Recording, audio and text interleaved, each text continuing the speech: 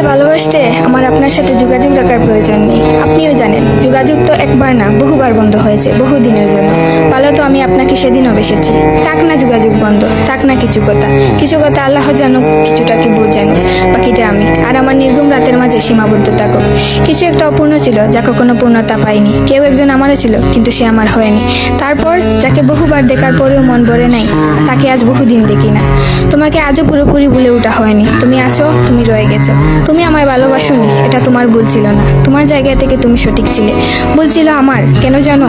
বিনা অনুমতিতে তোমাকে ভালোবেসেছি। তোমাকে না জানিয়ে সহস্রাধিক স্বপ্ন বুনেছি।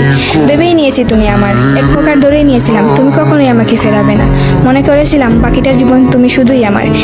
এসব কিছুই বলছিল, সব কিছু বলছিল। আরো বলছিল কি জানো?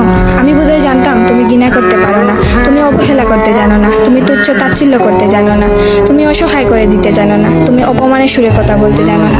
কিন্তু এসবের কোনো কিছুই তোমারও জানা ছিল না।